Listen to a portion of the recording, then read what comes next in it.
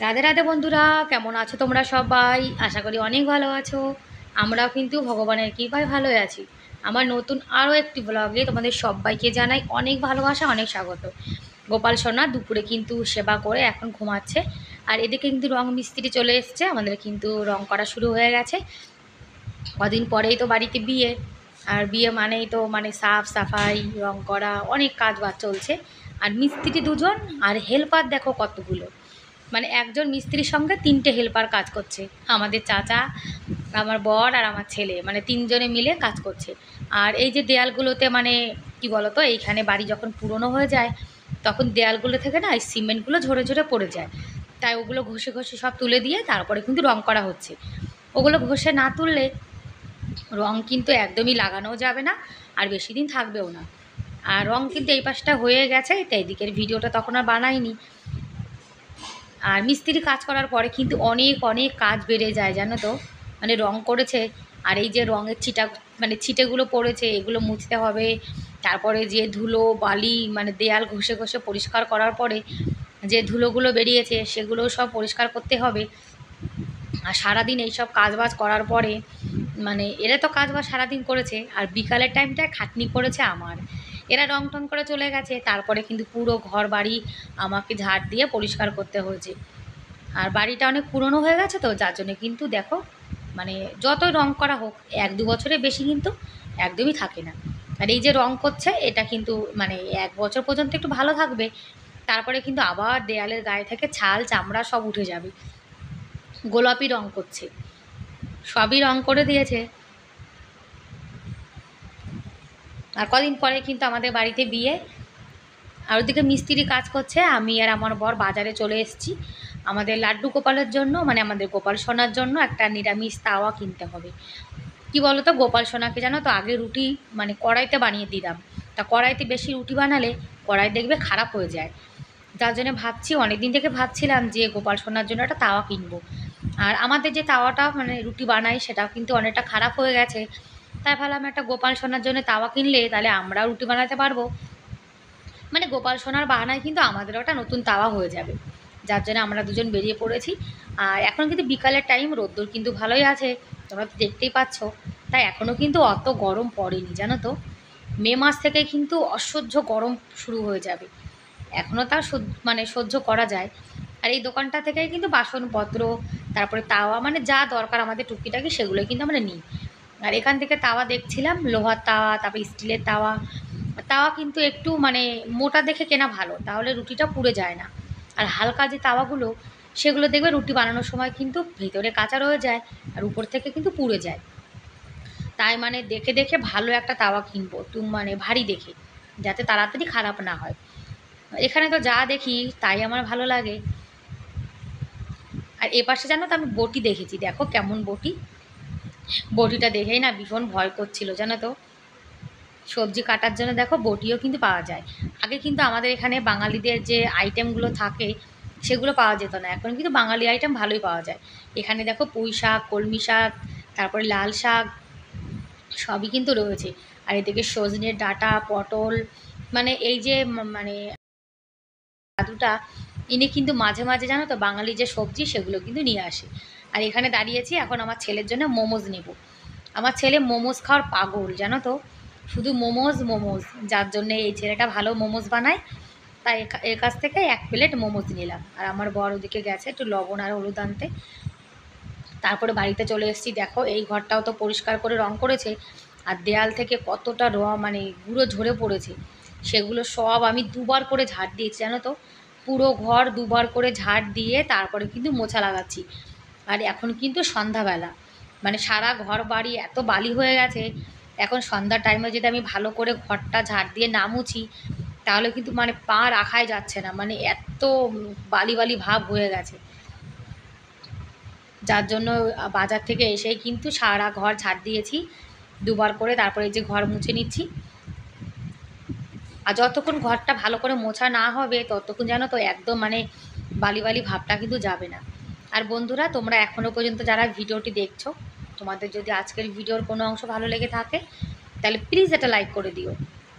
আর আমার চ্যানেলে তোমরা আজকে যারা নতুন আর ভিডিওটি দেখছো, তোমাদের যদি এরকম ভিডিও দেখতে ভালো লাগে তাহলে কিন্তু তোমরা চাইলে আমার এই চ্যানেলটিকে সাবস্ক্রাইব করে আমার এই ছোট্ট পরিবারের পাশে থেকে যেতে পারো। আর এই কাজটি যারা অলরেডি করে দিয়েছো তাদেরকে অসংখ্য ধন্যবাদ। আর আজকের ভিডিওটি কেমন লাগলো কমেন্ট করে কিন্তু অবশ্যই জানিও। ঘরটার কিন্তু সব আমি ঝাড় দিয়ে তারপরে মুছে নিয়েছি। এখন ঘরটা বালি বালি ভাবটা কিন্তু গেছে। আর এতক্ষণ জানো তো মানে চপ্পল ছাড়া একদমই পা রাখা যাচ্ছিল না, পুরো বালি বালি হয়ে গেছিলো। আর এখন ঠিক আছে। চপ্পল ছাড়া দেখবে মাঠ যখন বালি থাকে মেঝেতে একদম পা দেওয়া যায় না, বালি কিচকিচ করে। আর এদিকে রং ছিল একটু, সেটা আবার ঢেলে রেখেছে। তা আমার ছেলে বলছে পরে রান্নাঘরে না রং করে দেবে। এদিকে কিন্তু আমার সোনাও দেখো ঘরটা সব পরিষ্কার করছে। আজকে কিন্তু আমার সোনা আমাকে অনেক হেল্প করেছে জানো তো। বেডরুমটা ঝাড় দিয়ে দিয়েছে, বাইরেটাও ঝাড় দিয়েছে। আর এখন এই যে টেবিলটার এখানে মানে পরিষ্কার করছে। আর বাক্সটা কিন্তু আবার সরিয়ে রাখতে হবে, কেন বাক্সটা টেনে কিন্তু অনেকটা এদিকে নিয়ে এসছে। রং করার পরে কিন্তু এখন দেয়ালটা ভালো হয়ে গেছে। আর কদিন পরে তো লোকজন আসবে, যার জন্য কিছু সব পরিষ্কার পরিচ্ছন্ন করে রাখতে হবে। আর এই টেবিলটার উপরে জানো তো অনেকটা ধুলো।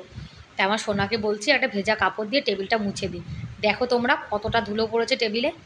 মানে ওই যে ঘষে ঘষে যে মানে সিমেন্টগুলো তুলেছিল সেগুলো হাওয়ায় উড়ে উড়ে সব এদিকে এসছে। কালকে আবার বেড কভারগুলো কিন্তু সব ধুতে হবে।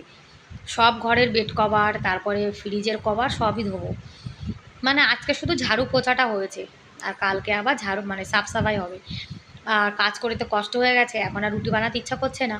তাই ভাবছি আজকে সন্ধ্যাবেলা মানে রাত্রে আলু সেদ্ধ ভাত খাবো। আলু সেদ্ধ ভাত বসিয়ে দিয়েছি। আর এই দেখো কতটা ময়লা বেরিয়েছে, দেখেছো? আরও 3 বালতি কিন্তু ফেলে দিয়ে আসা হয়েছে, এটা তো 1 বালতি রয়ে গেছে। আমার বর কিন্তু তার আগে 3-4 বার ফেলে দিয়ে এসছে জানো তো। আর এখন দেখো কি অবস্থা, সকালে কিন্তু অনেক কাজ করতে হবে। আর এই রুমটাও কিন্তু পরিষ্কার হয়ে গেছে। আর এই রুমটাতে আগে একদম ছাল চামড়া উঠে গেছিলো, এখন কিন্তু ঠিক আছে। ঘরে রং করা থাকলে দেখবে দেখতে কত ভালো লাগে। আর যখন মানে কি বলবো সিমেন্টগুলো উঠে যায়, রঙগুলো উঠে যায়, তখন জানো তো একদম ভালো লাগে না। আর বাড়ি পুরনো হয়ে গেলে তুমি যতই রং করো, নতুনের মতো চকচক কিন্তু আর কখনোই করে না।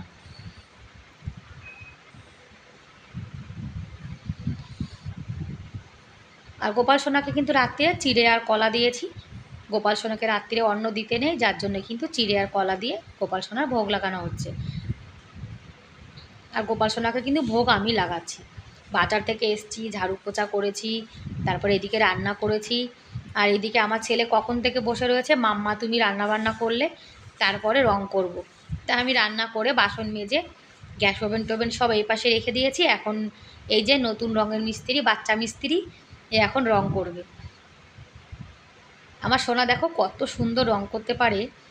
আজকে কিন্তু পুরো রান্নাঘরটার রং আমার সোনাই করেছে। ছেলে বড় হলে বাবার লাভ, আর মেয়ে বড় হলে মায়ের লাভ। আমার সোনা কিন্তু খুব সুন্দর রং করেছে, দেখেছো? আমার সোনা কিন্তু সব কাজ ধীরে ধীরে শিখে যাচ্ছে।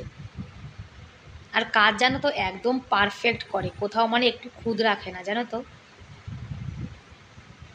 আর রান্না বান্না করা হয় তো, যার জন্য রান্নাঘরটা কিন্তু একদম মানে কি বলবো, তেল লবণ হলুদ সব ছিটকে দেয়ালে চলে যায় তো, যার জন্য দেয়ালটা খারাপ হয়ে গেছিলো। তাই আমার সোনা এখন দেয়ালে রং করে দিচ্ছে। রান্নাঘরে টাইলস লাগালে কিন্তু ভালো হয়, টাইলস পরিষ্কার করলে রান্নাঘরটা চকচকে হয়ে যায়। আর রান্নাঘরে এরকম পেইন্ট করা থাকলে সে পেইন্ট মোছাও যায় না, আর রান্নাঘরটা তো দেখতেও ভালো লাগে না। আমার সোনা আবার চশমা পরে নিয়েছে, চোখের মধ্যে রং চলে যাওয়ার সম্ভাবনা থাকে, যার জন্য আমার সোনা চশমা পরে তারপরে রং করছে। আর এই যে গাটারটা, এটাও তো কালো কালো হয়ে গেছিলো, তাই সোনাকে বললাম সোনা গাটারটা একটু রং করে দে, তাহলে দেখতে ভালো লাগবে।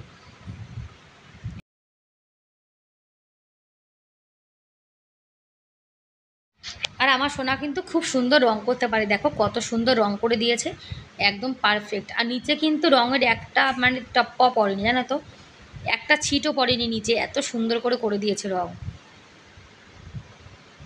আমার সোনা ধীরে ধীরে সব কাজই কিন্তু শিখে যাচ্ছে।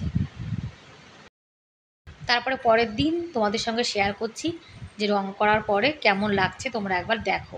পুরো পিঙ্কি পিঙ্কি হয়ে গেছে, মানে পিঙ্ক পিঙ্ক কালার তো, তাই আমি বলছি পিঙ্কি হয়ে গেছে। রং টং কিন্তু এখন পুরো শুকিয়ে গেছে। দেয়ালগুলোতেও রং করে দিয়েছে। রং করার পরে কিন্তু দেয়ালগুলো দেখতে খুব ভালো লাগছে জানো তো। বাথরুমের এপাশটা রং করে দিয়েছে, পুরো সিমেন্ট উঠে গেছিলো জানো তো।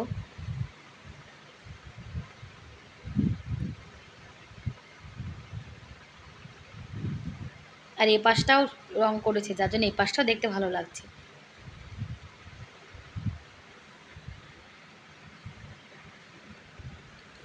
আর একটু রং বেঁচে গেছিলো, যার জন্য এখানে আবার রং করে দেওয়া হচ্ছে।